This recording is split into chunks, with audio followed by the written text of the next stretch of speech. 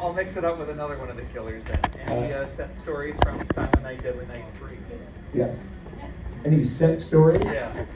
Well, let's see.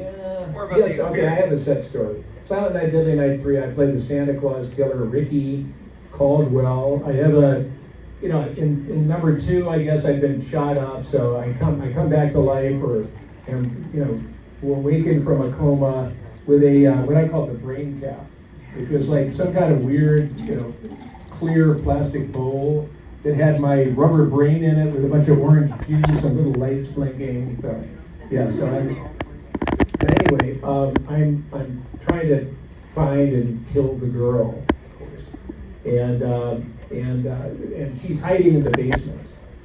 And I remember the director, Monty Hellman, saying, well, all we need is you coming down the basement stairs in your hospital, your paper hospital slippers. So you can, once you go ahead, you can go home, and we'll just give up PAs or something. And I just said, what? I said, that is so important. And I insisted on staying. Now I realize, because they wanted to save money, get out of here in overtime. But I insisted on doing it myself. Because I think, it's so important, especially if you have a close-up of the stalking feet getting closer and farther down the stairs.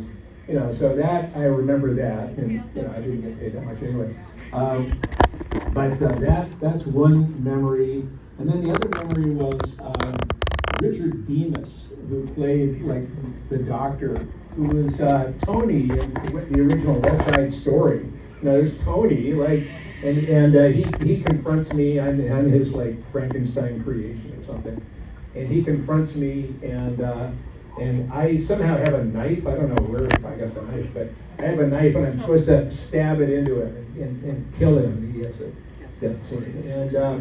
And I remember him, because I guess he was more of a method person, and he said, I really want you to, like, really, I kind of stabbed him, kind of, it's a fake, maybe a retractable knife, and I stabbed him. He goes, no, really, really hard.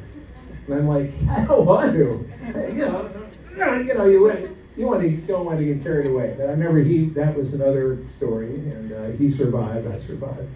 And then I do remember that at the very end, spoiler alert, at the very end, they're putting me into an ambulance.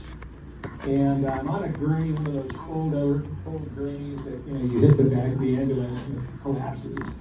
And one of the 2 EMTs was the the producer's accountant, who wanted to be in a movie. And, I'm just lying there, I'm dead, I'm on this gurney, and he and this other guy are like, squealing me and putting me in the back of the ambulance. And I remember the guy was, when they said action, the guy was so frightened, and, that's why I guess this isn't for everybody, but he was so frightened that when they got to the back of the ambulance, he like slammed the gurney, and I went right into like the back of the ambulance and banged my head with my brain cap on. And so, don't hire your accountant.